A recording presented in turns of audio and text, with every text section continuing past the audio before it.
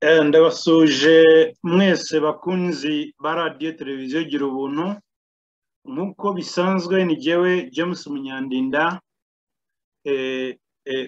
wabateguriye nanone ikiganiro kuri radiyo televiziyo gira ubuntu. Ikiganiro kiri bumpuze n'umuvandimwe Claude Gatebuke, tukaba nk'uko mubireba kuri YouTube live.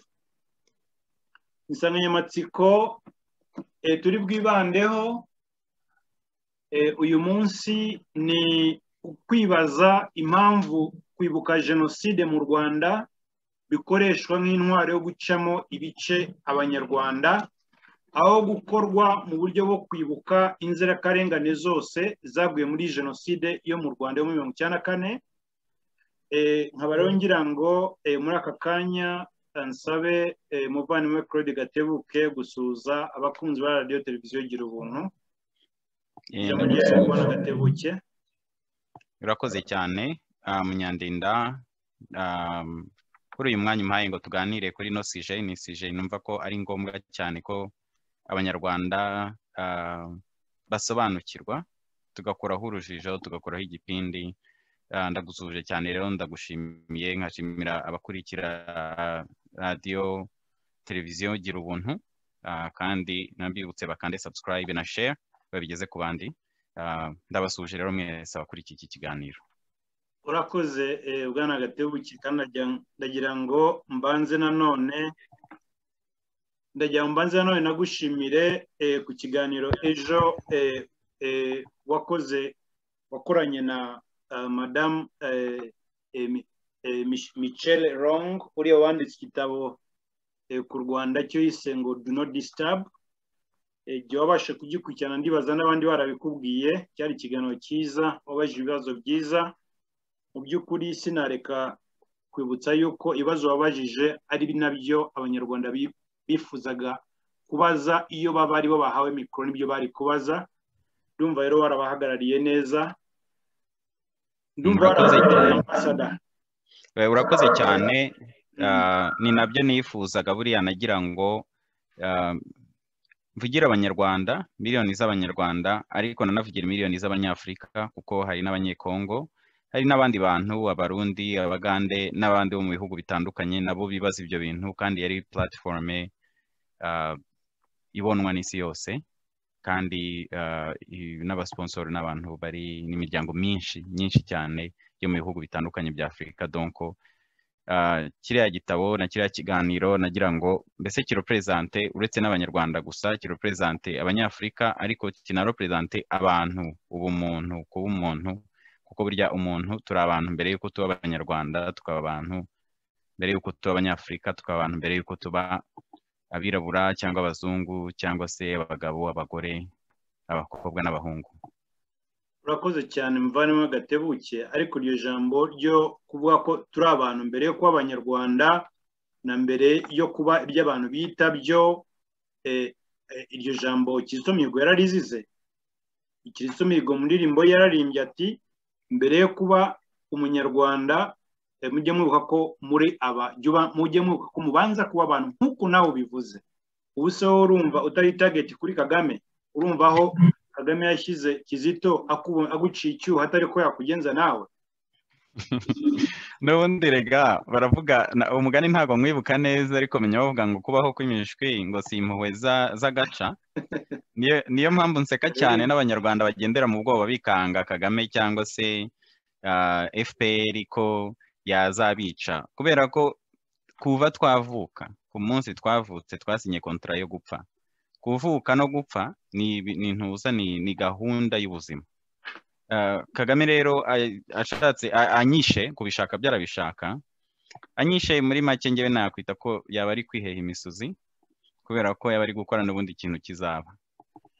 Muri make rero ntabwo binkanga cyane kuba nagira yagira icyo ntwara cyangwa iki. Ukuri ngewe mfite commitment ku kuri, mfite commitment ku muntu, mfite commitment y'icyo kintu nyine cyo kuba umuntu mbere y'uko mba umunyarwanda, umuntu mbere y'uko mba ikindi cyose.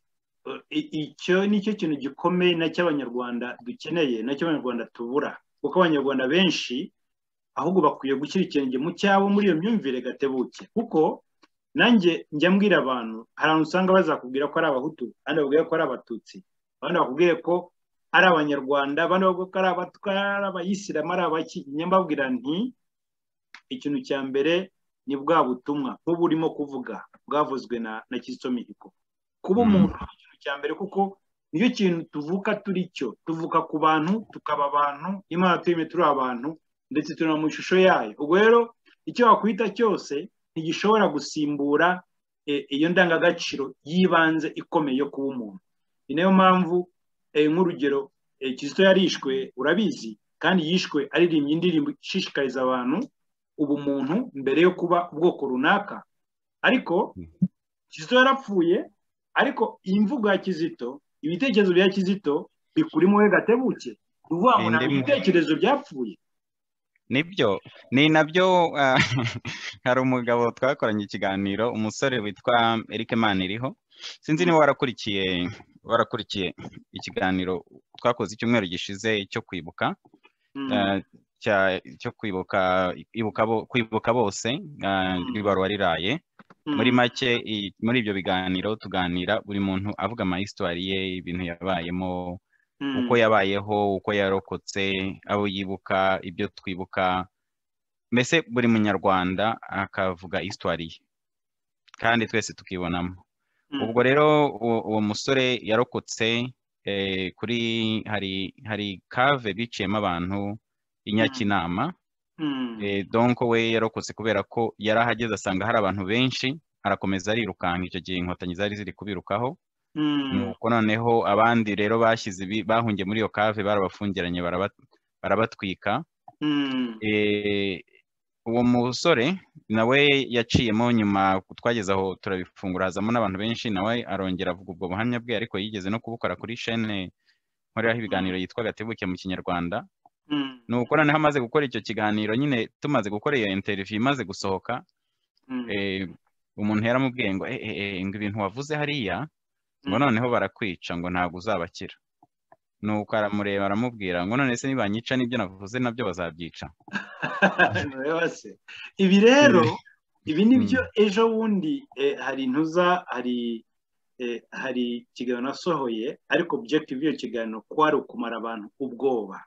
Ni ukuvuga ngo nk'uko wari ubivuze, tuvuka ubundi tugira iminsi mikuru 3 mu buzima bwacu: umunsi twavukiyeho, umunsi twashakiyeho, n'umunsi tuveyo mu buzima bw'isi.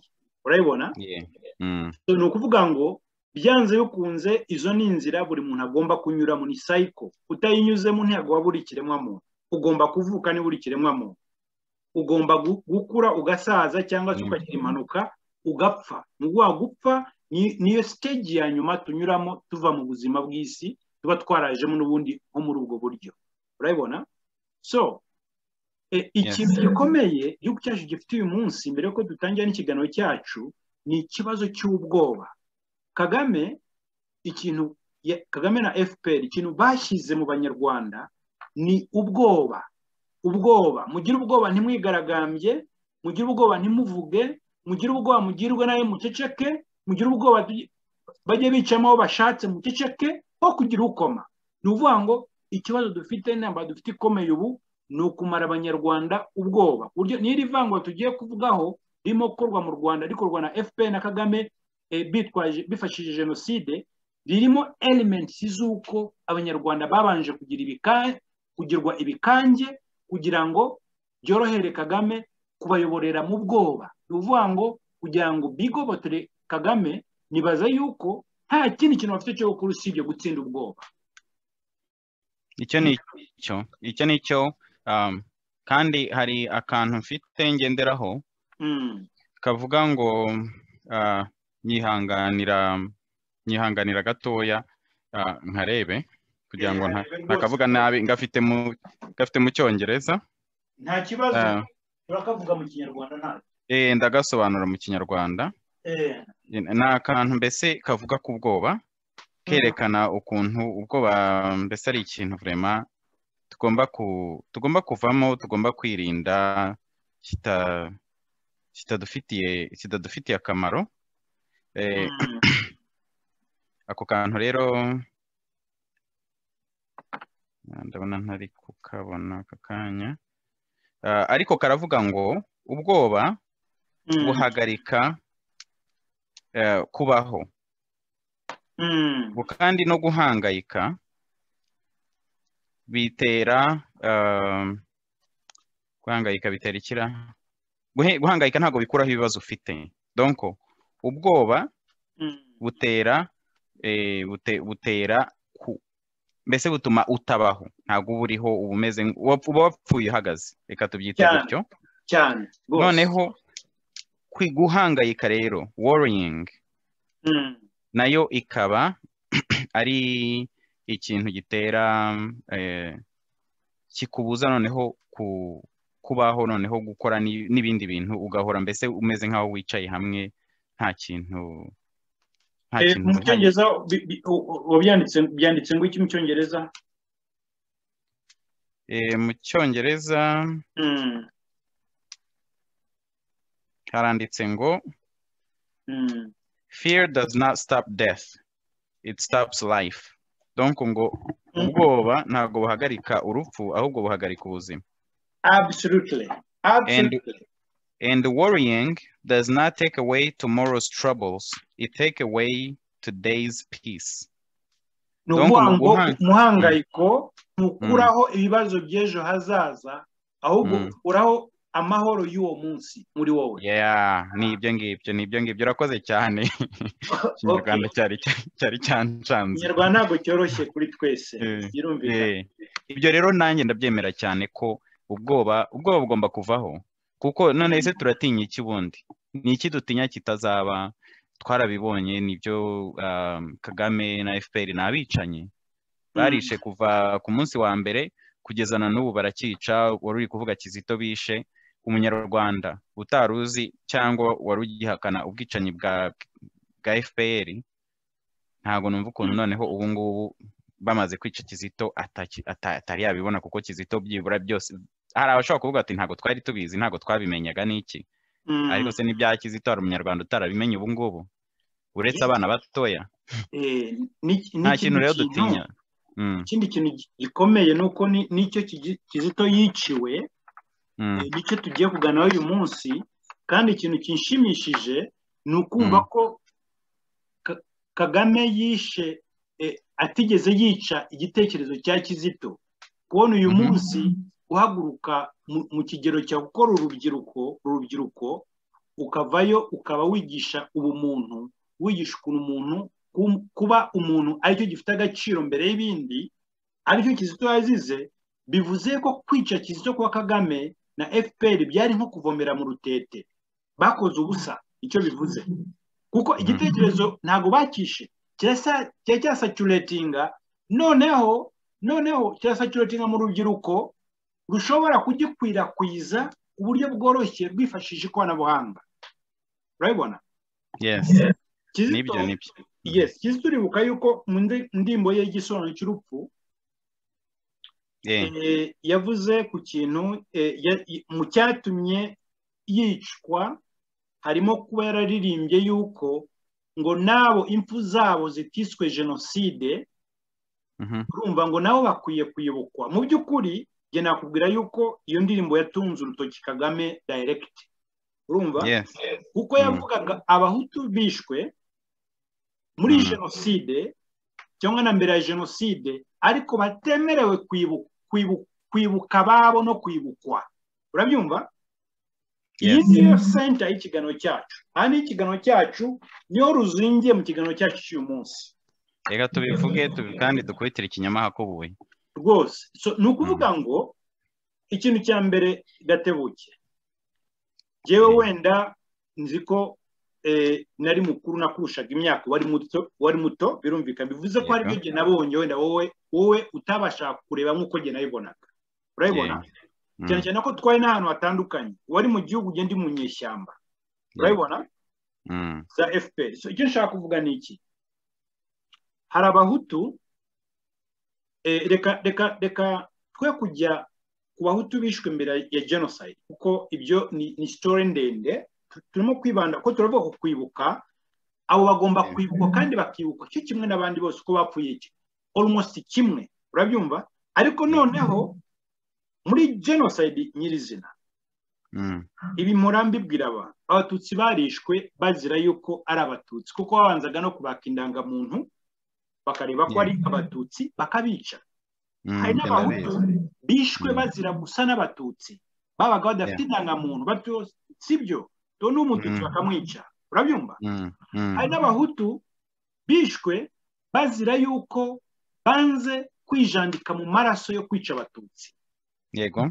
Hari abahutu bishwe bazira yuko batabaraga abatutsi, baricwa kuko bahishe abatutsi, baricwa kuko bashatse abatutsi, urabibona.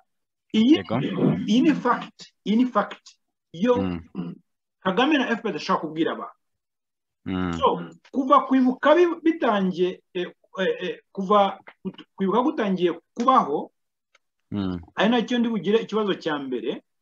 Kugeza uyu munsi nagira ngo nongereho, ego, hari n'abahutu bishwe bazira kuba abahutu, bakavangurwa. Hari uturere bagiye bavangura abantu, aho inkotanyi zagiye zica abantu cyane cyane, zikavangura zikavuga ati uri umututsi ntacyo tugutwara, cyane cyane ibyo babifashijwe n'abakada kugira ngo bajye bamenya uwo w'umututsi cyangwa se umuhutu, noneho barangiza bagafata abahutu bakabica babaziza ko ari abahutu. Yes, icyo ngicyo, ibyo numva twarabivuze inshuro nyinshi. Bwa mbere gena rimvuze ku ruhande rw'ubwicanyi bwakozwe n'interahamwe, nta kibazo. So noneho urakoze kunyunganira. Wenda mbere yuko tujya gutangira ibibazo turi buganiro, dutangemo ako kasamare gatoya. Urumva ko hari uruhande rw'interahamwe zishe abatutsi, ariko zica n'abahutu, zibaziza gutabara abatutsi, zibaziza guhisha abatutsi, zibaziza kwanga kwica abatutsi. Ibi ngibi ndagira ngo abanyarwanda byumve neza. Hari n'abanyarwanda bagendera mu Kigali, cyane cyane urubyiruko, ruzakubwira ngo Kagame na FPR batubwiye ko abahutu bishe abatutsi. Ibi ndagira ngo bibe very clear ko atari byo, ko abishe abatutsi bari abantu batagera ku 180. Iyi reference nyitanga nshingiye ku nkiko gacaca zaciriye abantu bari hagati y'160 n'180 bagizwe muri jenoside. Bivuze yuko mu gihugu cyari kigizwe n'abantu bagera kuri 6,000,000, ntabwo ibyaha byakozwe n'abantu ku giti cyabo 180 wenda inane rakaba be benshi 180. Ntabwo bishobora kugerekwa ku mitwe y'abantu 6,000,000. It's impossible. Icyo ni kimwe. Cya kabiri, ntabwo interahamwe zari abahutu gusa, zarimo abatutsi. Ibi byumvikane neza, zarimo abatutsi no muri structure no mu buyobozi bw'interahamwe harimo abatutsi. Kandi n'izo nterahamwe ababizi neza tuvugana nabo bavuga ko zose atari ko zagize uruhare mu bwicanyi. Ariko ubwo ibyo ntibishobora kumenyekana hatabanje kubaho dialogue hagati y'abanyarwanda, bakaganira ku mateka yabo neza, bavuga uko byagenze, badahagarikiwe n'abagize uruhare muri iyo genocide aribo Kagame. Urwo ni uruhande rumwe. Hari abahutu bishwe nk'uko wari ubivuze, bicwa na zimwe mu ngabo z'inkotanyi, batoranywaga mu makambi, urabyumva, hirya no hino mu gihugu hose, urabyumva, bagahamagazwa mu manama, babanje kugenzura ko ari abahutu. Yego, turabizi yuko iyo babajyanaga, kuko ni amakuru ujya nakurikiranye neza, mfite ubuhamya buri recorded bw'abasirikare batandukanye babaye mu nkotanyi, ko hari aho iyo bajya kwica bagasanga harimo nk'umututsi umwe wagendeyemo, baramwicaga. Iyo yamanego wategese ndi umuhutu, baramwicaga. Bivuze iki? Bivuze yuko mu by'ukuri uwo mututsi yabaga yagendeye mu Kigali cy'abagomba kwicwa we atarimo uwo bashaka, ariko nawe baramwicaga kugira ngo atazamena ibanga ry'ibyo bikorwa. Hari n'abo jye naganiriye nabo b'abahutu, mfite record zabo, bagiye bacika ku icumu ry'ubwicanyi butandukanye, urabyumva. Iyo yari summary, ibyo nawe umaze igihe ubyigisha, bitangira inyigisho hirya no hino atandukanye, ariko noneho senta y'ikiganiro cyacu ni gufasha abanyarwanda gusobanukirwa ni ukubera iki jenoside irimo gukoreshwa mu kubiba amacakubiri hagati y'abanyarwanda n'inzangano hagati y'abanyarwanda, bikaba bimaze imyaka 27 bikorwa. Ese ibi bintu urabivugaho iki muvandimwe Gatebuke? ongera gatoya summary y'ikibazo ubwacyo. Summary nayikunze, ariko ikibazo ubwacyo urabaza byavaho gute?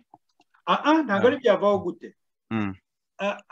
Kuvaho ko iyo ni element uza kuganiraho nyuma, ahubwo abanyarwanda bakeneye gusobanukirwa uko birimo gukorwa, kuko ugomba nifuza ko abasobanurira nk'umuntu uri mu field yo guharanira uburenganzira bw'ikiremwamuntu, gufasha abanyarwanda gusobanukirwa uburyo genocide irimo gukoreshwa mu buryo kubacamo ibice, kuganira upointinga kuri za FARG, upointinga kuri za Ibuka na CNLG, upointinga kuri Kagame na FPR, upointinga na strategies zirimo gukoreshwa, of course nk'umuntu uri muri field ya human rights.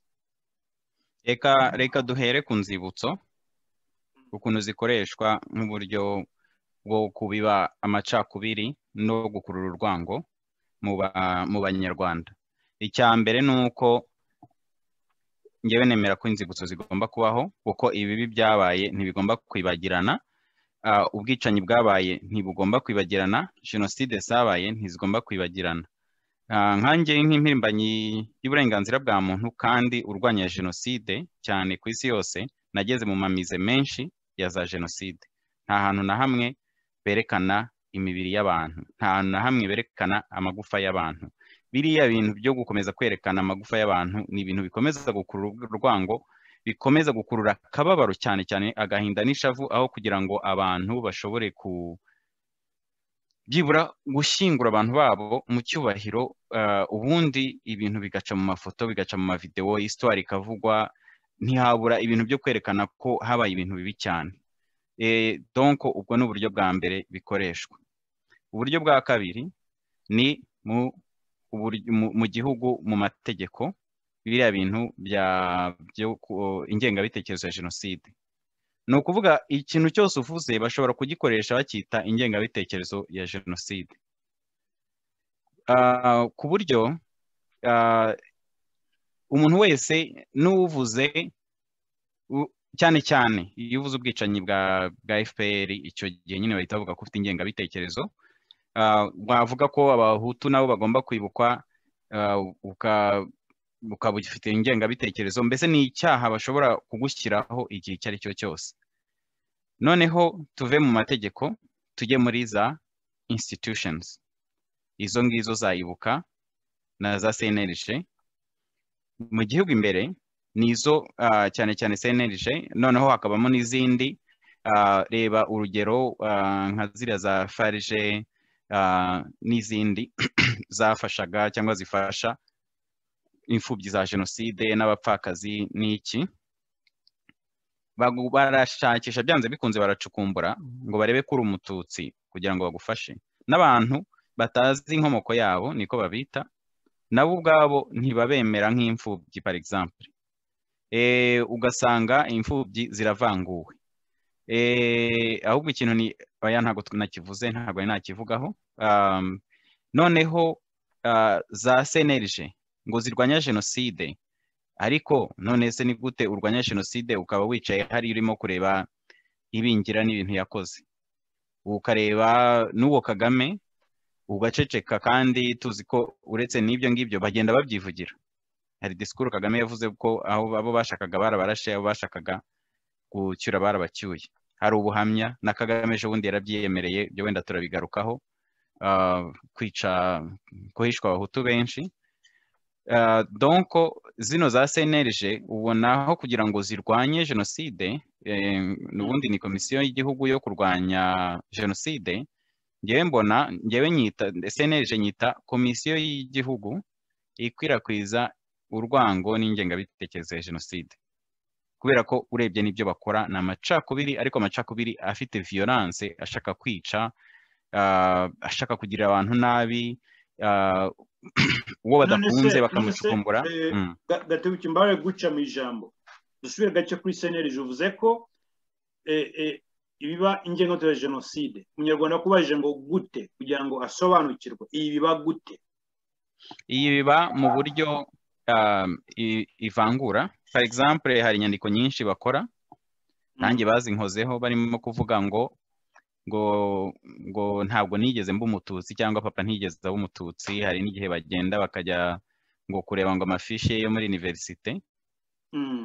Ibyo nta hantu bitaniye nuko umuntu yageraga kuri bariyeri bagashaka indangamuntu ye bakamwica bamuziza ubwoko bwe, kuko nta n'ikindi kibajyanyeyo. Ntabwo ari ukureba ngo yize amashuri angahe, ntabwo ari ukureba ngo wenda yaratsinzwe yakoze iki. Nta n'ikintu bimaze kubera ko wenda nta n'akazi arimo kuhasaba. Ni urugero ndimo gutanga, ariko bajya gushaka amafishi gusa kugira ngo barebe ubwoko bwe, kandi ari igihugu kivuga ngo nta bwoko buhari. Noneho bikajya noneho mu mihango, ubwo CNLG nayibuka noneho bigahuza mu mihango yo kwibuka. Iyo bibuka abatutsi. Noneho ikintu rero kinsetsa cyo mu Rwanda ni bino bintu byo kuvuga ngo nta moko ahari kuva mu kwa 7 kugeza mu kwa 3, kwa 4 kwatangira ubwoko bw'abatutsi bukagaruka. Jenoside uretse ariko na buri gihe barabivuga bari kuvuga ngo jenoside yakorewe abatutsi, ariko mu kwa 4 ho ubwoko bw'abatutsi buragaruka. Iminsi 100 yo kwibuka, igihe cy'icyunamo. Noneho kandi mu Rwanda hari abantu biciwe. Noneho umuntu wiciwe utemerewe kwibuka, niba abatutsi bemerewe kwibuka, we ubwo ntabwo amenya ubwoko arimo cyangwa ubwoko atarimo. Yes, wenda nanone urabona Gatebo hari element waruzanye kandi irakomeye. Ni ngombwa ko abanyarwanda basobanukirwa ingengabitekerezo ya jenoside icyo ari cyo, bakanasobanukirwa n'uburyo CNLG na Ibuka zitwaza ngo zirwanya ngo ingengabitekerezo ya jenoside, ko ahubwo zikoreshwa zinakorana na Kagame mu kubiba ingengabitekerezo ya jenoside. Ndagira ngo nk'urugero abatwumva Gatebuke, icyo twita ingengabitekerezo ya jenoside ni ukubiba amacakubiri n'inzangano bisozwa n'imeneka ry'amaraso y'abantu batagira ingano nk'uko bigenze muri 1994. Yego. Guhera muri za 90 na mbere yaho mu Rwanda hari ibintu by'amacakubiri, ariko abatangiye muri za 1994 amacakubiri yarakomeye cyane, kuko leta yariho za media zakoreshwa mu kubiba amacakubiri nk'uko bikorwa uyu munsi n'ibinyamakuru nka Igihe, n'ibinyamakuru nka Rushyashya, n'ibinyamakuru bitandukanye bya The New Times bigaragaza bikora mu kwaha kwa Ibuka, mu kwaha kwa CNLG, mu kwaha kwa FPR na Kagame. Icyo nshaka kuvuga no niki ni uko icyo bita ingengabitekerezo ya jenoside ni ukubiba amacakubiri ayo ariyo yose agamije kugaragaza ko hari ubwoko buri inferior, hari ubwoko butujuje ibyangombwa byo kuba abantu, hari ubwoko bwavumwe, hari ubwoko bugomba n'uwabuhemukira atagira ikibazo, kuko n'ubundi nta bwoko buburimo, abugize nta bantu babarimo. Urabyumva? Niyo mpamvu byoroheye interahamwe kwica abatutsi. Kuko igihe zabicaga ntizabitaga abantu, zabitaga inyenzi, zabitaga ibyitso, zabitaga abanzi b'igihugu. Igihe abahutu bicwaga mu cyaka muri jenoside bitwaga ibipinga, bitwaga amazina yose mabi ashoboka, ariko bicwaga babanje kwamburwa ubumuntu. Urabyumva? So icyo kuvuga hano nuko icyo CNLG irimo gukora uyu munsi na Ibuka, abanyarwanda byumve neza, biriya byavuzwe na Jean Pierre ngo gushakisha abahutu ijyana no kubawungeta. Nta nubwo abita abahutu, ntibashobora kubita abahutu, babita interahamwe kugira ngo bajyane icyo kizinga cy'interahamwe. Abana uzumve nk'abana, hari abana b'abahutu bari ngira ngo mu washenge numva bitanga ijambo bamubiki, bari abana bavuga ngo bonse amabere ngo y'interahamwe y'ubujenosideri, mwana aba genosideri. Urabyumva? Objective ni kubagira inferior, objective ni kugira ngo bumve yuko bari guilty. Nibyo Kagame yavuze ejo bundi, ngira ngo yarimo gupasingisha ahari abasirikare, niba bibonye kunywa ku Igihe bariye bakadera, yavuze ati yavuze ngo abantu bo hanze ngo bavuga ko ngo yasabye ngo abahutu ngo gusaba imbabazi abatutsi ngo sibyo, ngo ariko ngo umuhutu ngo wabikora ngo ku bushake bwe ngo we yumva ntacyo bitwaye, nk'umuntu wita ko ari umukuru w'igihugu bateyemo kashe, bivuze ko ibyo ari byo aba yemera. So iyo Gatebuke umuntu ashaka gusaba imbabazi biba bisobanuye ko aba yemeye ko ari guilty, aba yemeye ko akoze icyaha, urabyumva? So mu gihe umuntu ari guilty, ari umunyacyaha, bisobanuye ko ari umunyantege nke imbere yawe, bisobanuye ko ntacyo ari cyo imbere yawe, urabyumva? So iyi ni ingengabitekerezo ya jenoside. Ibi ngibi ndabibwira abanyarwanda babyumve. Impamvu nk'uko wari ubivuze, Ibuka na Senerije abo bagiye ngo bakajya gushakisha ngo ko waba ukomoka ngo ku bahutu cyangwa ku batutsi, can you imagine? Iyo ni ishyano, ni ukuvuga ngo ufite ikibazo uteye Kagame na FPR, ni ukuvuga ngo urimo urakoma ku gisabo kidakorwaho cyitwa jenoside cya Kagame na FPR na Ibuka na Senerije. Ni ukuvuga ngo ntibashaka umuntu ukoma ku gisabo cyabo, urabyumva? Ni ikirisho cyabo nibyo. Exactly. So wenda wakomeza hari ikintu cyiza ufuse nashakaga gukomerezaho. Yego. Ibyo by'ingengabitekerezo ya jenoside nibyo ni ahantu bihera, ni ugukuraho abantu ubumuntu, ni ugukuraho abantu ubumuntu, ukumva ko atari abantu, atari n'ibiremwa. Buriya no kubita inyenzi, hari igihe ubona inyenzi ukumva utayica, wenda ukayirukana.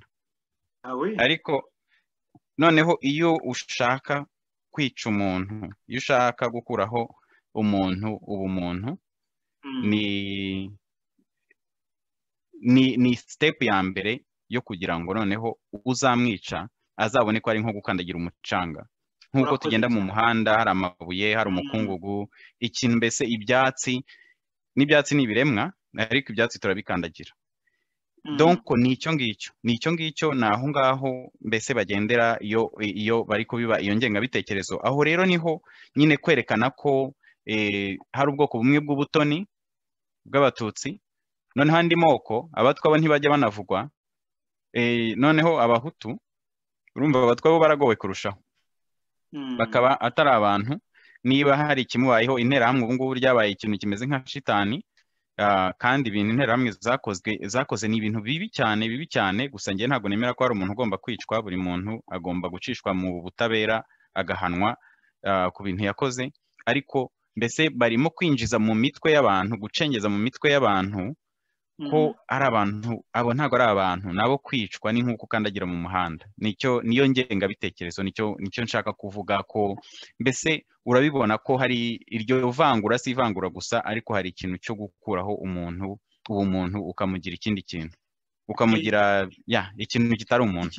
Yes. Noneho urakoze cyane mvaniwe Gatebuke. Hari ikindi kintu ngira ngo ufashe abanyarwanda gusobanukirwa kiri hanze y'ibibazo twateguye nacyo. Kuva muri 1994 na 1995 hamaze gushingwa, hashinzwe ikigega cya Farije, kigakontororwa kikanagayidingwa na Ibuka, ari umuryango witwa ko ari umuryango w'abacitse ku icumu rya jenoside, ariko bongeraho ngo y'abatutsi. Ni ukuvuga ngo Ibuka yagarira abatutsi gusa, urumva? So icyo nshaka kuvuga hano, iyi Farije itanga social benefits, abana kujya ku ishuri kwiga, gushakira abana amacumbi b'imfubyi za jenoside. Uko twabivuze wabyumvise, abahutu bishwe basize imfubyi n'abapfakazi, ariko ibigega nka Avega Gahozo gifasha abapfakazi ba jenoside na Farije gifasha imfubyi za jenoside, hashize imyaka 27 nta n'ikijojoba cy'imfashanyo gihabwa abana b'abahutu b'imfubyi batapfuye igihe cya jenoside n'abapfakazi ababo baguye muri jenoside.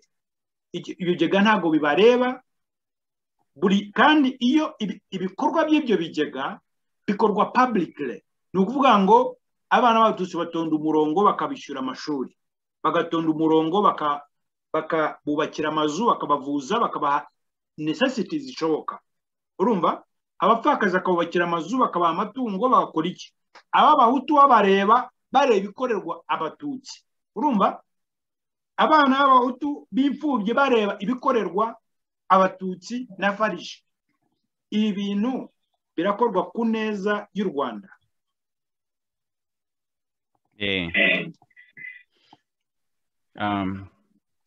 Ntabwo ari ku neza y'u Rwanda, birumvikana, kubera ko urebye aho bizarangirira, aho biganisha, ni nayo mpamvu ibiganiro nk'ibi ngibi ari ngombwa. Aho biganisha ni uko bizarangira hamenetse imivu y'amaraso, kubera uburakari. Abantu bazaba bafite uburakari, bazaba bari kuvuga bashaka kwihorera, cyangwa se abandi bazaba bavuga bati oya, barashaka kudutwarira ubutoni, reka tubice ahubwo batadukura ku butoni bwacu. Icyo ngicyo ni ikintu mu Banyarwanda cyagiye kiba mu myaka myinshi yagiye iba, haba muri za repubulika zitandukanye ari ubu ngubu, aho Kagame yirirwa higa impunzi azica n'Abanyarwanda bica, ari muri Repubulika ya kabiri, ari muri Repubulika ya mbere, ari no mu gihe cy'ubwami. Ibyo ni ibintu byagiye bibaho mu mateka y'u Rwanda igihe cyose cy'uko abantu bashaka kwikiza abo bumva ko bagiye kubatwara ubutoni. Par exemple nk'intambara yo ku Rucunshu barwaniraga ubutoni. Ntuza ziriya ntambara zabaye ku gihe cya ba Musinga, abantu bahunga muri za 30 na kangahe. Hari ibyo 59 nabyo byari kurwanira ubutoni. Ngewe ntabwo nemera ko ikintu cyabaye 59 ari revolution ya revolution, kubera ko mu bindi bihugu iyo urebye revolution ubona ko haba harimo abantu benshi, d'abord haba harimo ibirepresenta abantu bose, kandi ntago muba murimo gufashwa mu Rwanda. Mbese byagize gutya, Ababiligi nabo batanze gutanga independence par exemple. Urabona aha ni ibintu Abanyarwanda batarwaniye. Ariko urebye ureba nka Kenya, urebe Tanzania, urebe Congo, menya Tanzania nibeshye, urebe za Zimbabwe, urebe za Namibia, ahantu henshi cyane baharaniye muri za Nigeria, baharaniye ikintu cy'ubwigenge, habaye za revolution. Mu Rwanda rero hagomba kuba revolution ya nyayo, ariyo revolution y'abantu bose. Ntabwo rero iyo ngiyo ishoboka igihe abantu barimo kurwanira ubutoni. Niyo mpamvu ibyo bintu umbajije se bijyana ku Rwanda rw'ejo rwiza, babikorera ku buntu, kugirira neza Abanyarwanda? No, babikorera kugira ngo Abanyarwanda nyine dukomeze duhere muri iyo cycle ya violence, yuko abantu bumva ko nta bundi buryo ibintu bishobora guhinduka uretse ku ngufu, bakumva ko nta bundi buryo bashobora kubona uburenganzira bwabo uretse kumena amaraso, cyangwa se n'abafite ubwo butegetsi bakavuga bati turabagumisha ahangaha, tuzajya duhonda dukubita agafuni uwo dushaka, undi tumufunge, nitumara kumwica tuvuge ko yimanikishije amashuka, undi tumurangirize hano, gutyo bigendeye muri icyo kintu cyo gutinyisha abantu ngo nimvuga baravuga ko mfite ingengabitekerezo ya jenoside. Simvuga kubera ko ntari mu batoni b'Abatutsi. Hari n'Abatutsi badashobora kuvuga, kandi hari Abatutsi batoneshejwe, ariko hari n'abandi badashobora, badafite ijambo, kandi nabo b'abacikacumu b'iyo jenoside. Donc hari icyo ni ikibazo gikomeye cyane, ku uburyo igihugu kiyobowe, uburyo institution z'igihugu gikora, uburyo imihango mu gihugu ikorwa no hanze y'igihugu. Twavuze ibuka ntabwo iba mu Rwanda gusa, iba hanze. Noneho hari n'ikindi icyitwa RCA, Rwandan Community Abroad. Rwandan Community Abroad, RCA, ariyo diaspora. Iryo donc izina officiel ry'iyo diaspora twebwe mu Banyarwanda tubizi nka diaspora, ariko izina ryabo nyaryo ni Rwanda Community Abroad. Noneho iyo ugeze rero mu bihugu bitandukanye, nka hano muri Amerika hari amaeta manini n'imijyi myinshi n'iki, ugira gutyo ukumva ngo Rwandan Community of Atlanta, ngo Rwandan Community of DMV, DMV ubwo ni DC, Maryland, Virginia. Ni akarere mbese ni umujyi ni hafi y'uriya mujyi wa Washington DC. Noneho mbese ugasanga Rwandan community in New York, Rwandan community abroad in Canada, gutyo abo ngabo na amashami ya ambasade ni ishami rya Minafete, financing ituruka muri Minafete ikajya muri ambasade, noneho activite za diaspora zigakorwa ziyobowe na ambasade. Iyo miryango nayo iyo urebye ibintu bakora, nkanjye yo mfite ibiganiro ahantu henshi usanga aribo banditse amabaruwa bavuga ngo ntibanyemerere gupresenta. Ayo mabaruwa hari nayo mfite menshi n'abayandika ndabazi. Iyo umuntu nka Judy River, nejo bundi nakubonye mukorana ikiganiro cyane, n'ikiganiro cyiza cyane, ndabashimira mwembi mwakoze, agiye gukora ikiganiro, usanga izo za RCA muri urugero natanga nko mu kwa mbere muri Canada, iyo RCA niyitwa Memory Preservation iba muri Edmonton niba nibukije izina ryayo neza, niyitwa Page yo muri Montreal, niyitwa Humura yo muri Ottawa, byandikiye Radio Canada biyibuza ko umunyekanada uvuga n'umunyekanada ngo ye kuvugira kuri Radio Canada arimo kuvuga ubwicanyi bwakozwe na FPR. Icyo kintu cyo kuvuga mbese kwima abantu ijambo, icyo kintu cyo gushaka mbese kumvisha abantu ko atari abantu, icyo kintu ni ikintu kiri very very dangerous. Reka mbirangiriza aho ngaho, ntabwo gifasha abanyarwanda ahubwo ni very dangerous, gishyira abanyarwanda muri ejo hazaza habi, kandi ni ikintu tugomba gukosora. Niyo mpamvu navugaga ko ibiganiro nk'ibi ngibi ni ngombwa kugira ngo n'urwo rujisho ruvemo mu banyarwanda, hatazagira n'umuntu ubyumva wenda kumva ari ibintu bizima akabyemera. Urakoze cyane muvandimwe Gatebuke. Abantu badukurikiye ndabona bakomeje kuduha thumb up, ni ukuvuga igikumwe bashima ikiganiro, ariko turabasaba yuko bakora subscribe kugira ngo bajye baba mbere kugezwaho ibiganiro byacu. Turamenyesha ko iki kiganiro nitukirangiza tuza kukibashyiriraho hariho n'amafoto, kuko ubu ngubu barakibona nta mafoto ariho. Icyo nashaka kuvuga kuri iyo ngingo uvuyeho nuko nk'uko umaze kubisobanura mu buryo bwimbitse, ikigega Farij, ikigega nanone project cyangwa se umushinga wa Avega Gahozo ufasha abacikacumu ba jenoside, Senerije na Ibuka, ni uvuga ngo na maboko ya Kagame na FPR akoresha mu kubiba ivangura bwoko mu gihugu cyacu. Ibintu byo kuvuga ngo nta bahutu n'abatutsi nabo twabaho, byo wanabivuze neza, bagasubira inyuma ngo jenoside yakorewe abatutsi, bagasubira inyuma ngo abatari abatutsi ni interahamwe. Urabyumva? Ibi abanyarwanda bagomba kubyumva neza. Ntago dushobora kubitsinda twaremeye ko ubwoba tubibwamo na Kagame na FPR butwokama. Tugomba kwiyambura ubwoba, ndavugira cyane cyane urubyiruko, rugatinyuka rukamagana ibikorwa.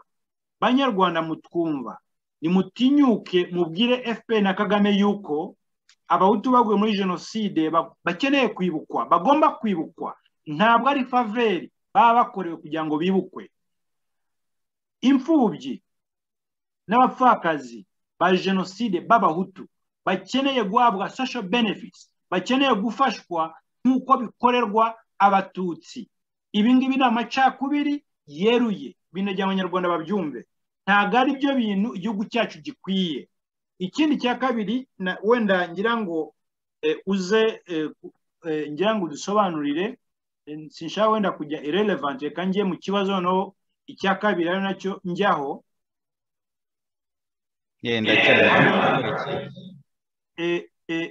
Icya kabiri kijya kiti ko Paul Kagame yemereye ikinyamakuru The Independent cyo mu Bwongereza ko hapfuye abahutu benshi, kuki adatangaza ku mugaragaro ko nabo bagomba kwibukwa? Ese niwe muntu ukwiye kuba mu by'ukuri abahutu cyangwa abanyarwanda bashobora gutegerezaho Kagame ko buzacya arimo akavuga ati noneho nciye akagozi n'abahutu nibatangire bibukwe. Abo yavuze benshi, anavuga n'icyabishe. Ikintu ushobora kucyo ukivugaho Bwana Gatebuke? Icyo navuga, Kagame akunda kwivamo cyane, ndabikunda. Kagame buriya mu bintu mukundira ntabwo ari byinshi, ariko mukundira ko akenshi ajya gukora ibintu akabivuga, umuntu akabibona, ku buryo ibimenyetso biba bihari, asiga ibimenyetso, noneho akanakunda kwivamo muri uko kwigamba kwe. Ibyo bintu yarabyemeye ko hapfuye abahutu benshi. Byari kuba byiza gusa iyo abivuga akavuga ko bishwe, ntabwo gusa ngo barapfuye, kubera ko ntabwo bagonzwe n'imodoka, ntabwo bishwe na coronavirus, ntabwo ari ikindi kintu cyababayeho, barishwe. Ariko kugeza ubu yagombye kwemeza ko abahutu nabo bagomba kwibukwa. Igituma atabikora rero nicyo mbajije, ni ukubera ko azi ababishe. Abo bahutu bishwe na FPR Inkotanyi, abo bahutu na n'ubu barakicwa na FPR Inkotanyi. Uretse ko akenshi babyita ngo ni intambara, ngo abantu bagiye bagwa muri za ntuza, muri mbese bagwa hagati y'amasasu n'iki, ukagira ngo kwirukankana abantu ukabambutsa igihugu cyose, noneho uretse n'u Rwanda ukambuka Kongo ikubye u Rwanda hafi inshuro 100, u Rwanda rwinjira muri Kongo inshuro 89. Donc ukambuka Kongo yose ukagenda wica ubakurikiye, uretse ko yishe n'abanyekongo benshi kurushaho. Arabizi neza ko mbese kuvuga ngo nibibukwe, noneho abantu bazibuka uko bishwe, ninde wabishe, bazibuka uko bishwe, bazibuka uwabishe, bazibuka aho biciwe. Kandi urabizi neza, ujya unabivuga kenshi, wagiye unabivuga kuva na kera kuri radiyo Nyabutatu.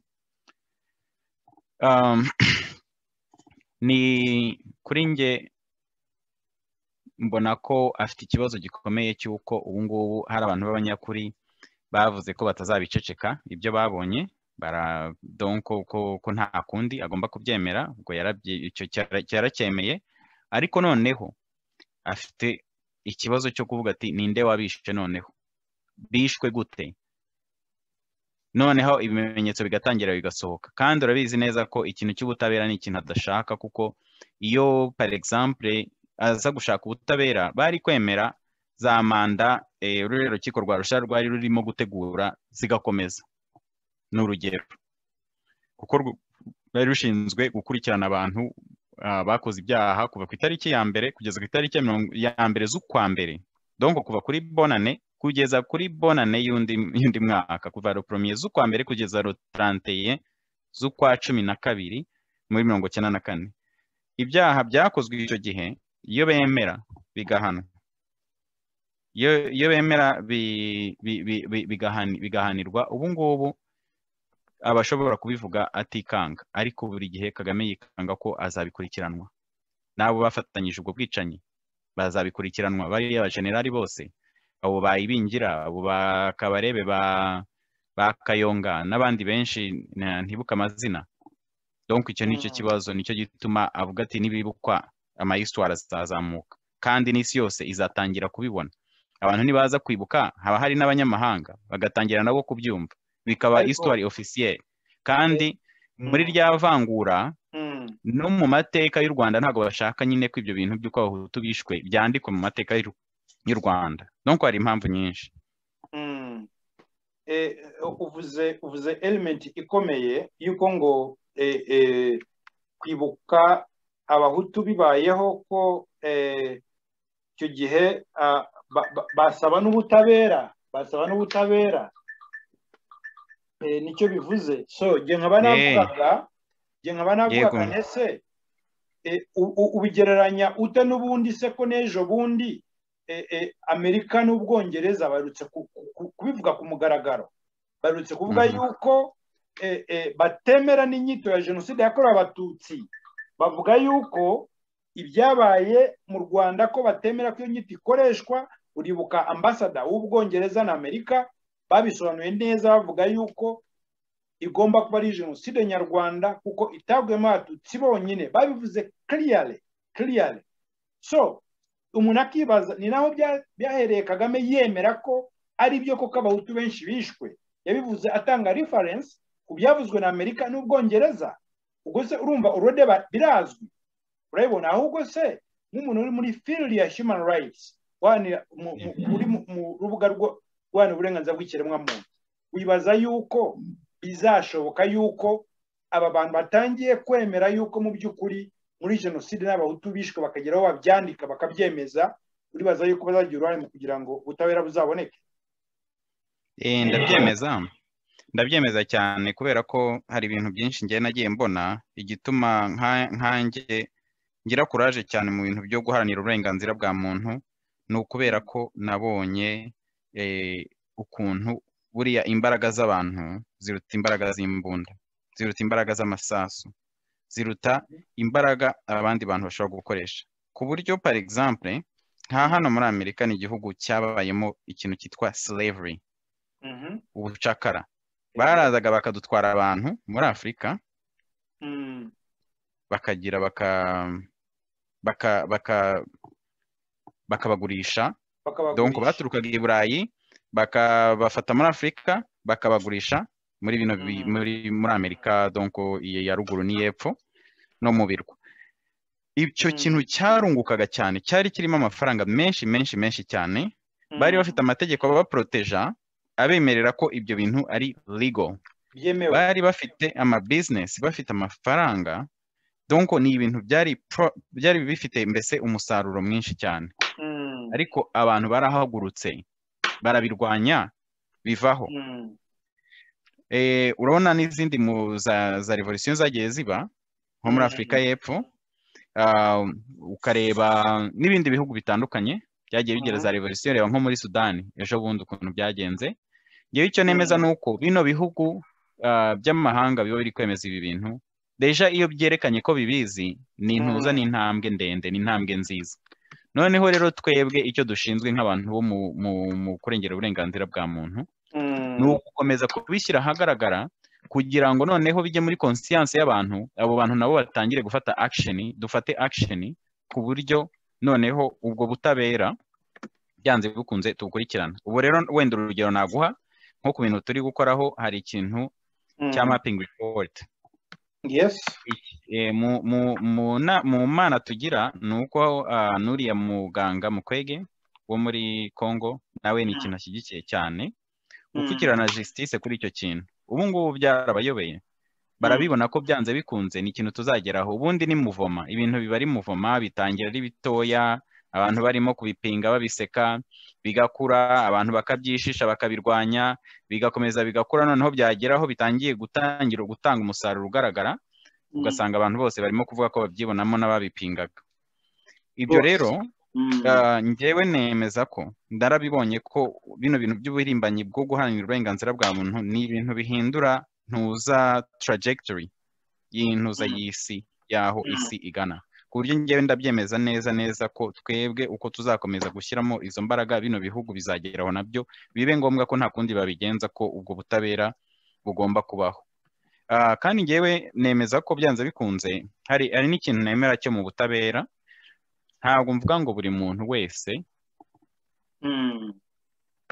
wishe mu kadogo cyangwa umusirikare wo hasi nawe bari kwica, iyo atica ko agomba guhanwa, ahubwo bagomba gutanga ubuhamya.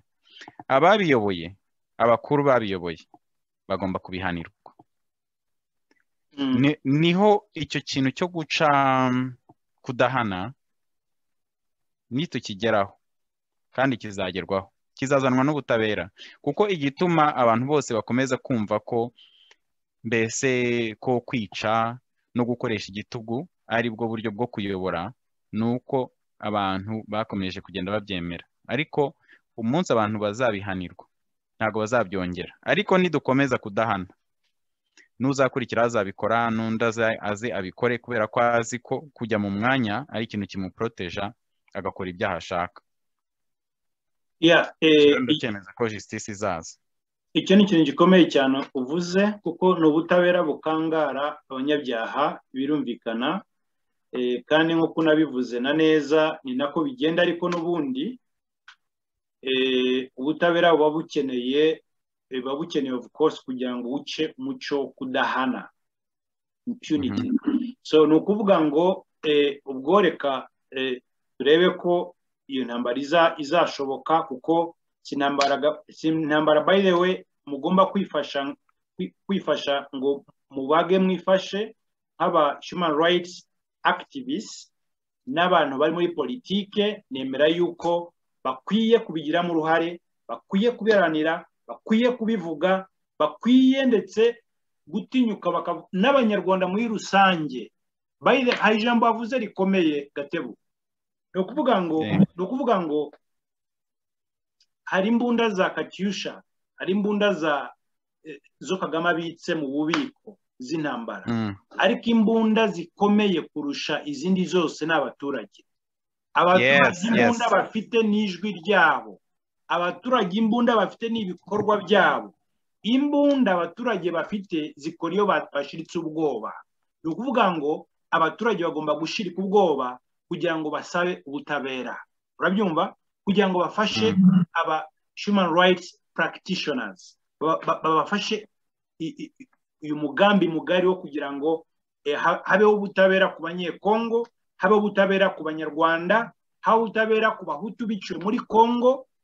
Icyo kiraho. Ikindi cya kabiri gikomeye, iki ndakibwira cyane cyane jewe ingabo za Kagame, kuko rimwe na rimwe bintera ubute kuzitiza u Rwanda, kuko ntizikorera abanyarwanda, ntizikorera u Rwanda, ntizikora mu nyungu z'abazihemba aribo baturage, zikorera utazihemba ariwe Kagame. Urabyumva? Ibi ni ishyano, ibi ni ishyano. So nkavuga ni buri byaha byose Kagame abashoramo, buri marorerwa yose Kagame abashoramo, haba muri Kongo, haba mu Burundi, haba mu Bugande, buno abashoye mu ntambara zo muri Central Africa, zo kuya mu y'agaciro muri Central Africa. Bamenye yuko biri ku mutwe wabo, bamenye yuko bazabibazwa Kagame yigaramiye, bamenye yuko bazabibazwa Kagame ariho cyangwa atakiriho. Ni ukuvuga ngo niba bo ubwabo badashiritse ubwoba nk'abasirikare, ahubwo ngo babanze banibohore, kuko ntibashobora no kubohora abaturage bo ubwabo ari imbohe. Nibabanze bigobotore nabo ubwabo ubwo bwoba, babanze bamenye yuko abaturage babahemba babakeneyeho guhagararira ubusugire n'ubudahangarwa bwabo n'icyubahiro ku gihugu cyabo, kuko nicyo babahembera, ntabwo ari Kagame ubahemba. Urabyumva? So yewe icyo ni ikintu nagira ngo wenda mvuge nkaho nongeraho, ariko ngira ngo tujye ku kibazo kuri ikibazo gikurikiraho, ikibazo cya gatatu. Iki kibazo ndakikubaza nkurikije uko numvise kuri Radio Urumuri, umunyamakuru waho witwa Aloys Simpunga, ni ikibazo yabajije, numva kinkoze ku mutima, numva ni ikintu giteye agahinda Gatebo. Yabajije, ubu ndakikubaza ariko ari nkaho ari Aloys Simpunga ukikubaza ko niwe nagikuyeho. Yabajije umudamu bari kumwe ati, Abatutsi bibukwa iminsi 90 mu Rwanda, uvuga ko ku munsi wa mbere, umunsi wa 10, umunsi wa 50, wa 60, wa 90. Ati wumva mu mitima y'abahutu baba bategekwa kutibuka babo, badahabwa uburenganzira bwo kwibuka babo, badahabwa nibura umunsi umwe muri iyo minsi 30. Iki kintu Gatebuke wowe uracyumvute? Uracyumvute nk'ikiremwa muntu? Ikintu uracyumvute? Icyo ni ikintu cyerekana nyine, cyerekana ubugome d'abord bwa leta y'u Rwanda, kikanerekana ukwikunda, niko nabyita, kw'ababyitabira, ababyemera bakabijyamo, uretse ababijyanwamo ku ngufu. kuko bagombye nabo kuzamura amajwi yabo bakavuga ati no ibi bintu si byo nk'uko Kizito yabigenje, ibi bintu ntabwo ari byo, ntabwo kujya kwibuka abantu bamwe nta kintu bizatumarira kuko abantu bishwe kubera ubwoko bwabo, none natwe turimo kwibuka ubwoko bumwe gusa kandi tuzi neza bizwi neza nta munyarwanda, abanyarwanda benshi hari bamwe kubera extremisme, kubera kwikunda, kubera ubwibone batemera cyangwa bahakana ko abahutu cyangwa abatwa bishwe, ariko icyo kintu cyo kwibuka bamwe gusa iyo minsi yose ntihabe n'umunsi n'umwe wo kwibuka nyine abahutu bishwe muri jenoside, uretse ko bafite wa munsi bavuga ngo niba ari uw'abanyepolitike harimo n'abahutu. Kuri njyewe nta nubwo byagombye kuba ngo batangwe iminsi yo kwibuka abahutu, ngo batange iminsi yo kwibuka abatutsi, batange iminsi yo kwibuka abatwa, batange iminsi yo kwibuka abanyamahanga, gutyo abantu bose bagombye kwibukwa, bakibukirwa hamwe, bakibukwa igihe cyose niyo byaba muri iyo minsi 90. Ariko umuntu wishwe ni umuntu, mbere ko umuhutu yari umuntu, mbere ko umututsi yari umuntu, famiye yisigaye, mbere ko abahutu, mbere ko abatutsi, mbere ko abatwa n'abantu, abo bose bagombye guhabwa urwo ruhare.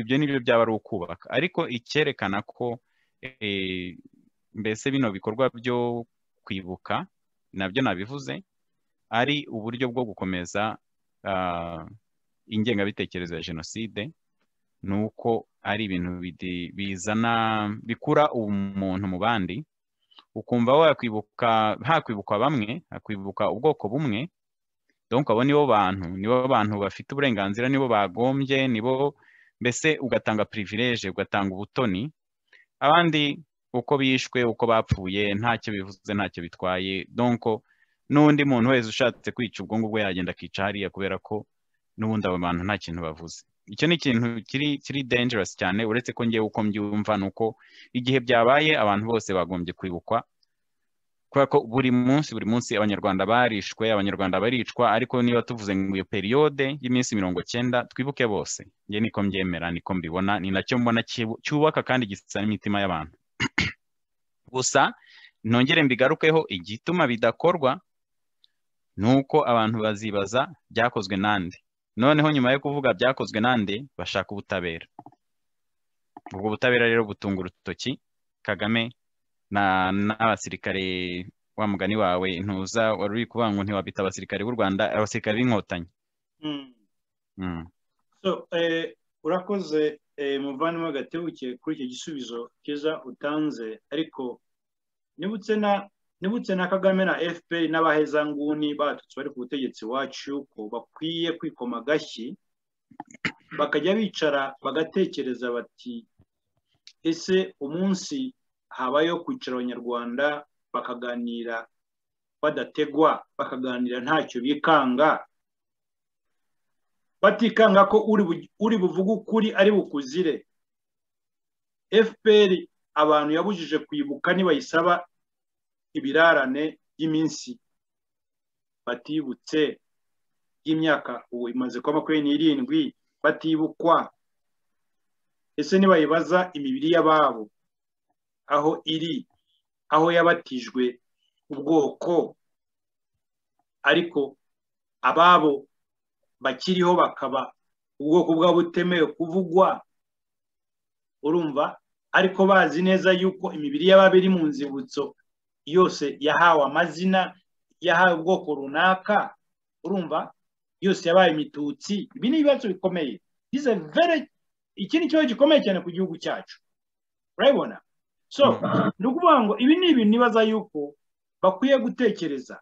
Hari igihe cyose hazabaho ukuri, abanyarwanda bazasaba ikiru FPR, ibyo bita ngo ni ikiru, urumva, bazasaba ikiru, yaba FPR na Kagame, yaba Ibuka na Senerije, bagomba gusobanura uburyo bimye abanyarwanda b'abahutu uburenganzira bwo kwibuka babo, bababujije. Ndetse nayo ikibazo cyanyuma tugiye gusorezaho, kugeza naho abagerageje gushaka kwibuka ari abahutu bafatwa na RIB bagafungwa. Ejo bundi byarabaye, hari umunyarwanda bafashe bamuziza yuko ngo yacanye umuriro, bamufasha avuga ngo nibukaga abahutu baguye muri jenoside. baramufata baramufunga. Kwibuka abahutu baguye muri jenoside byitwa ko ari ngo ingengabitekerezo ya jenoside. Abyumva Gatebo? Mu gusoza iki kintu urakivugaho iki Gatebuke? Ubwo nicyo kibazo cya nyuma, nta nubwo ari ugusoza ko tugomba no gutanga solution, twibaza ko byakemuka bite. So iki kibazo cy'uko umuhutu ugerageje no kwibuka abe ageraho afatwa agafungwa bikitwa ingengabitekerezo ya jenoside, ibi bintu urabivuga ute Gatebuke nk'umuntu uri muri firuri y'uburenganzira bw'ikiremwamuntu? Icyo kintu biragaragara ko icyashyiriweho kwibuka ni iterabwoba, barikoresha iterabwoba. Muri make ni nko gutanga ibitambo, reka mbyite gutyo. Iyo icyo gihe kigeze, buri gihe bashaka ibitambo byo gufata nyine, gufunga, kugira ngo bakange abantu, hatagira umuntu uzajya kurekarama akavuga ati nanjye ndibuka, kandi atari mu bemerewe kwibuka, cyangwa se ari kwibuka umuntu utari we. Ati nanjye ndibuka abanjye. No, ugomba kwibuka abandi. Niba utari umututsi cyangwa se uri umututsi utemewe, cyangwa se niba utari mu bemerewe kwibuka, wowe ntabwo wemerewe kwibuka. Donc ugombe ugendere muri ubwo bwoba bw'uko utazibuka, ugendere muri ubwo bwoba bw'uko niba uvuze akantu na gatoya urafungwa. Ikindi ngewe nabonye harimo no gufata ingwate abantu barakotse jenoside abemewe.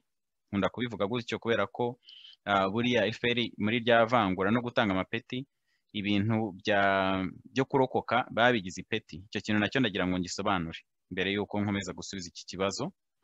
Rwose gisobanure. Kurokoka, gucika ku icumu ni experience, ni ikintu umuntu yabayemo. Niba baragiye kukwica, bagiye kugutera icumu ukarirokoka, uri umucikacumu. Gucika ku icumu ntabwo ari ubwoko, kuko icyo gihe ni ukuvuga umuntu yajya avuka ari umucikacumu. Gucika ku icumu ni ibyo umuntu yabayemo. Abanyarwanda benshi hafi ya twese turabacikacumu. Noneho rero ariko iyo uburyo FPR ikoresha nyine iby'ubucikacumu ni intwaro. Ni intwaro, reka d'abord tubyite gutyo. Jenoside n'ibintu byose bijyanye nayo ibikoresha nk'intwaro yo kwataka, yo gusenya, yo gufunyanga, yo gukandagira, yo kwica umuntu wese batavuga rumwe. Aho rero baba barimo kwerekana ati ya ntwaro iracyahari kandi ntihagire umuntu ukoraho gasopo. Noneho nyine rero turacyari kuvuga muri icyo gihe cyo kwibuka n'ukuntu bagenda bafata abantu ngo bapfobya jenoside. Ibyo nanone ni kwa kundi gufata abantu ingwate nk'aho hari property, nk'aho hari umutungo wa FPR. Par exemple, gufata abacikacumu bose ukabumvisha ko, ndavuga abacikacumu bemewe, ntabwo ari bose, abacikacumu bemewe, ukabumvisha ko aribo bantu bonyine bacitse ku icumu, cyangwa aribo bantu bonyine bafite ubwo burenganzira bwo kwibuka, ntibakanatekereze ko hari n'undi muntu wagize ibyago. Urumva rero iyo umuntu atangiye kuvuga ati nanjye ndibuka, nanjye mfite abantu bishwe ariko batari mu bwoko bw'abatutsi batemewe, kuko hari n'abacikacumu bemewe b'abahutu. Donc iyo utari umucikacumu wemewe ugatangira kuvuga ngo nanjye mfite abantu, bihita bitangira kuba cya kibazo nanone cyo kuvuga ngo ntabwo tuzi uriya muntu wamwiciye, natwe dushobora kuba turi mu bamwiciye, reka rero duhite tumufata tumufunge. Iki kintu tukigira intwaro yo gukomeza gufata ingwate, jenoside tuyigire umutungo wacu, abacikacumu tubagire umutungo wacu, noneho abasigaye tubagira abashingwacumu. Urakoze cyane muvandimwe Gatebuke. Ikindi kibazo gikomeye uvuzeho neza, uvuze neza rwose, usobanuye neza, kuko buri gihe cyose dutangiye igihe cyo kwibuka cyangwa turi hafi kukinjiramo, ibinyamakuru bya Kagame n'ingabo za Kagame zitangira gusakuma abantu zibarega ingengabitekerezo ya jenoside, abantu bagafungwa, abandi bakareka gutema imyaka y'abaturage. Byarabaye ejo bundi hafashe abantu barenga 65 batangajwe na leta, barimo n'uwo ngo nahoze mvuga, uwo bafashe bamuziza yuko yibutsa abahutu. bamusanze acanye umuriro icyoto cyo kwibuka abahutu baguye muri jenoside. Ubu arafunze, banze kuvuga amazina ye, banze kuvuga uwo ari we, ntituzi niba ari umuhutu, ntituzi niba ari umututsi, kuko abatutsi benshi b'imfura bazi yuko ibikomere abahutu bafite ku mutima ari ibyabo, ibyo bikomere ari iby'abatutsi, ibikomere ari iby'abahutu, ibyo bikomere ari iby'abanyarwanda muri rusange. Iki ni ikintu gikomeye. So ikintu ushaka kubaza hano mbere yuko tujya muri conclusion aho turi busabe kwereka abanyarwanda uko iki kibazo kigomba kuvaho, iyo aba bantu bafashwe mu gihe cyo kwibuka ntibamenyekana, barabahisha nicyo kintu cya mbere. Icya kabiri, media zitazikwirakwiza ako kanya mu gihugu hose yuko ngo abacikacumu bari mu kaga ko bibasiwe ngo n'abantu bapfobye jenoside, ariko bagahisha abari bo ntibabagaragaze, ariko media zikabisakuza, abanyarwanda bagatangira kwikanga mu mitima yabo yuko harimo abandi bantu babonye agahenge bakongera bagakora indi jenoside, ariko bagahisha ababikoze, bagahisha abaribo, bakavugira kuri media gusa, bagatangaza ko bafashwe, ntibanaberekane, ntibanavuge n'amazina yabo, ntibanavuge n'aho baherereye. Ibintu urabivuga iki Bwana Gatebuke? Ni intuza n'iryaterabwoba, ni propaganda. Ni propaganda, ibintu bidafite ibimenyetso bakabikwirakwiza mu binyamakuru ahantu hose, bakabivuga mpaka baba bagira ngo babicengeze mu baturage, kubera ko bazi ko nyine ibinyamakuru cyane cyane ni byo source ya information abaturage babona. Noneho rero ubwo ni ukugira ngo habe na cya kintu cya ndimo kwibaza ukuntu bakita mu kinyarwanda, monitoring. Monitoring ni ukuvuga kugenzura n'abantu bakomeze bo bigenzure, banagenzure bagenzi babo. Usange habaye akantu gatoya umuntu agiye kurega umuntu, habaye kandi undi agiye kurega uwundi, ku buryo udashobora noneho no gutekereza, niko nabyita, n'abantu no guhora basinziriye muri make, noneho bagapfukama. Ni ukugira ngo abantu bapfukame, kuko icyo kintu kidafite ibimenyetso kukivuga, wenda ushobora kuvuga ko ugikeka, ariko noneho iyo ugejeje aho nta n'ikimenyetso na kimwe gihari, icyo ntabwo ari ikintu cyo gukwirakwiza mu itangazamakuru ahantu hose.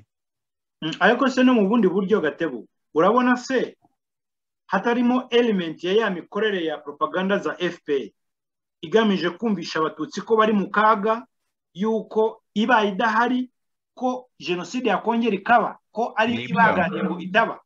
Ibyo nibyo 100%, no kugira ngo berekane ko barindiye abatutsi umutekano, kandi ubundi bagombye kurindira buri muntu umutekano.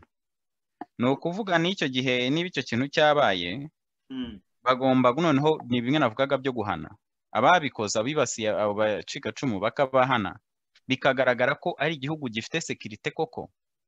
Ni icyerekana ko ari n'igihugu kidafite sekirite niba bavuga gutyo.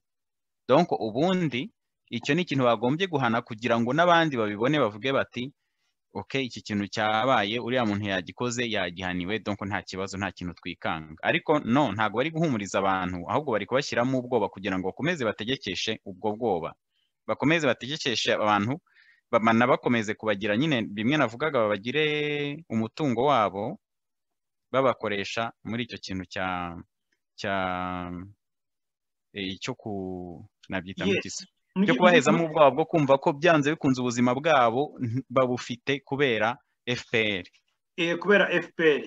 Kandi hano baragaragaza yuko muri iyi propaganda bashagaragaza yuko baproteje abatutsi ndetse bacitse ku icumu n'abatutsi muri rusange, kugira ngo atongera kuba indi jenoside. Ni ukuvuga ngo kwibuka jenoside biba byongeye gukoreshwa mu context yo kubiha amacakubiri no gukoreshwa muri political propaganda zo kugira ngo abaturage bahere mu bwoba.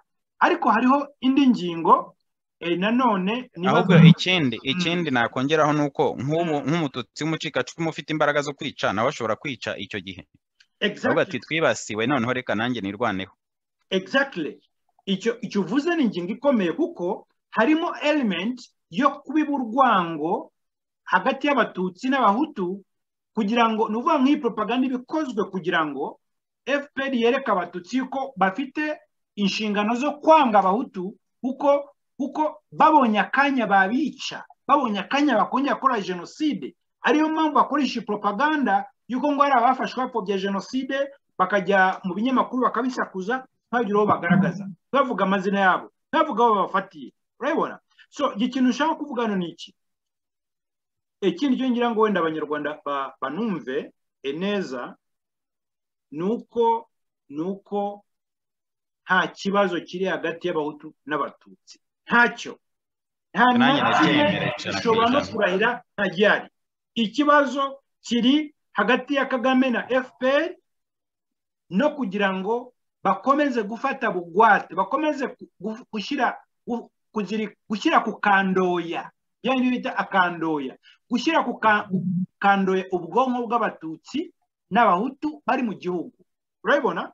Kugira ngo babufunge, babwuzuzemo urwango, babwuzuzemo urwikekwe, babwuzuzemo kutizerana, bitume nta munsi n'umwe bashobora gushyira hamwe ngo barebe yuko barimo gukorerwa iyicarubozo, barimo kwicwa, barimo kuraswa buri munsi umugenda. Nk'ejo warabyumvise ko ejo bundi barashe imfungwa 5. Urumva? Imfungwa 5 barazirashe, urabizi, uraza no kubivugaho kuko biri muri domaine yawe. Izi mfungwa 5 barazirashe, ariko ntibigeze bavuga amazina yazo, ntibigeze bavuga imiryango yazo ko banayihaye nibura iyo mirambo ngo bajye kuyishingura, ntibigeze basobanura impamvu abantu barashe izo mfungwa 5, kuko ni icyaha. Ntabwo byumvikana uburyo abantu 5 ushobora kubarasuka bica ngo bashatse gutoroka, nta evidence nimwe barimo kugaragariza public, ahubwo bigakorwa mu buryo bugamije guhamura abaturage, bubereka yuko leta ya Kagame ifite uburenganzira bwo kwambura abantu ubuzima ntagire ubiyibaza, bityo bagomba guhora ari ibikange. Urabyumva? Sinzi icyo wenda bavuga kuri iyo element mbere yuko nza kugaragariza abanyarwanda cyane cyane abatutsi n'abanyarwanda muri rusange yuko nta jenoside yari kuba iyo Kagame atayitangiza arasa indege ya Habyarimana. Komeza kuri iyo ngingo y'izo mfungwa 5, ni uburenganzira bwa leta kuzirasa. Mbere yacyo yo kuvuga kuri izo mfungwa 5, nagira ngo nemeze nanjye nshimangire ko ikibazo cy'abanyarwanda ntabwo ari amoko hagati y'abahutu n'abatutsi, ahubwo ikibazo ni abashaka kwiharira ubutegetsi bagendeye kuri ayo moko, buririye kuri ayo moko, cyangwa abashaka ubutegetsi kubufata buriririye kuri ayo moko. Ariko ikindi nemera nuko tugomba no kuyemera tukayavuga, akavugwa ku mugaragaro, tukayakira buri muntu akakirwa nk'uko ameze, kuko nk'uko ubona umuntu w'umugabo cyangwa ukabona umuntu w'umugore kandi mu moko ho nta nubwo binagaragara, ntugire ikintu cy'igitekerezo kibi umugiraho. Ni nabwo buryo abantu twagombye kureba umututsi, umuhutu, umutwa, ujya unabivuga uvuga amazuru, impanga, amabinga, uko areshya, ubugufi cyangwa uburebure n'iki. Ibyo bintu tugomba kureba umuntu, icyo kintu ubwoko bwe ntibube ari ikibazo, ahubwo ibikorwa bye bikaba ari cyo kibazo. Naho rero kuri izo mfungwa 5, leta nta burenganzira na bumwe, nta hantu na hamwe ku isi na hamwe umuntu agomba kwicwa. Nta leta nimwe yemerewe kwica umuntu, naho bafite igihano cyo gupfa. Nta muntu wemerewe kurasa umuntu gutya gusa ngo amwice. Nta muntu wemerewe kwica umuntu, kumutorotira ngo amwice. Umuntu agomba guca mu rubanza, umuntu agomba guca mu butabera, noneho mu butabera agahabwa igihano. Deja abo bantu ni bari abagororwa, bari imfungwa, ni ukuvuga ko bari mu gihano, bagombaga kurangiza igihano cyabo bakiri bazima, cyangwa se bapfa bakicwa n'indwara cyangwa ikindi kintu, izindi mpamvu zisanzwe ziri natireri, ariko kubica nta burenganzira leta ifite. Ubwo narindi kuvuga kwica umuntu umwe, kwica abantu 5 ni massacre. Massacre sinzi uko bayita mu Kinyarwanda, ariko njyana ubwicanyi, ariko massacre bivuze ubwicanyi bw'abantu benshi, bw'abantu benshi. Kwica abantu benshi icyarimwe gutyo cyangwa mu gihe gito gutyo, icyo cyitwa massacre. Donc nta leta yemerewe kwica umuntu n'umwe, na leta y'u Rwanda ntabwo ibyemerewe, abaturage ntabwo bagomba kubyemera, natwe ntabwo tugomba kubyemera. Ariko iyo twabimenye, inshingano zacu nkatwe baba mu mahanga, mu bihugu by'amahanga, tugomba no kubisakaza kugira ngo n'amahanga bimenye, babone impamvu igihe abanyarwanda barakaye, bamenye impamvu icyarakaje abo banyarwanda, ariko nta burenganzira leta ifite na bumwe bwo kwica abantu. Urakoze cyane Muvandimwe Gatebuke, ndumva abanyarwanda bakurikiranye neza ubutumwa bwawe kandi bwiza, bibaza yuko ari byinshi bizemo kandi bazajya bakomeza kwiga ko tuzajya dukomeza tubatumire kuri radiyo televiziyo Gira Ubuntu kugira ngo dufatanye gukangurira urubyiruko n'abanyarwanda muri rusange kumenya uburenganzira bwabo no kumenya uko bagomba kubuharanira. So mu gusoza rero nagira ngo mbere yuko dusoza nagira ngo nsabe abadukurikiye yuko bakora subscribe abari live, kandi nakangurira n'abandi bazatwumva yuko bakora subscribe kugira ngo bajye aba mbere kugezwaho gahunda zacu izajya ziba ziri live, cyangwa se izo twabateguye tukabagezaho kuri YouTube. Muvandimwe Gatebuke rero nagusaba mu gusoza kugira ngo usobanurire abanyarwanda mu buryo wenda burambuye nta kibazo uko iki kibazo cy'ivangura mu kwibuka abanyarwanda cyarangira mu gihugu cyacu. Birumvikana nk'umuntu w'umuyobozi wa organization cyangwa se w'ishyirahamwe riharanira uburenganzira bw'ikiremwamuntu, ufite ibisubizo ku bibazo by'igihugu cyacu. Ni ikihe gitekerezo wageza ku banyarwanda cy'uburyo ibi bintu bigomba kurangira, hakazabaho CNLG irwanya jenoside, iharanira inyungu z'abatutsi n'abahutu n'abatwa, itavangura ngo iharanire abatutsi gusa, hakazabaho yibuka abatutsi, abahutu n'abatwa baguye muri jenoside, itavangura ngo yibuke abatutsi gusa, hakazabaho igihe abanyarwanda miliyoni 13 zirenga zizajya zibuka ababo baguye muri jenoside, hatavuze ngo bamwe bemerewe kwibuka abandi kwibuka n'isakirego. Urabivugaho iki? Wagiriye inama abanyarwanda muri rusange, Muvandimwe Gatebuke? Icya mbere uko mbibona, ahantu bizahera ni hanze y'igihugu, kubera ko mu gihugu ho abantu barafungiranye, n'icyo kintu cyo guhora babacunga babagendaho ntabwo ari ikintu cyoroshye kugira ngo abantu nyine par exemple bajye kwibuka bibuke bose. Ariko nkatwe turi hanze dufite izo nshingano d'abord zo gukwirakwiza ubumuntu mu banyarwanda. Uko gukwirakwiza ubumuntu ni uguca uburyarya, nabyo icyo kintu kigomba kuvamo. Muri ibyo ubwo guca uburyarya rero ni ukuvuga mu gihe dukoze ibikorwa byo kwibuka turi hanze y'igihugu, ubu ngubu dufite tekinoloji, tubikorera no kuri za tekinoloji, ariko n'igihe icyorezo cya coronavirus kizaviraho, ibintu byo kwibukira hamwe, njyewe ni igitekerezo nahoze nemera kuva kera na n'ubu ndacyacyemera. Abanyarwanda bizahera kuri twebwe turi hanze tubyumvisha abari mu gihugu uko tubikora, nabo bagakurikirira iwabo mu mazu yabo. Ariko noneho bizagomba kugeraho tuzavuga tuti wenda ntabwo ari umunsi, dushyizeho iminsi 30 yo kwibuka.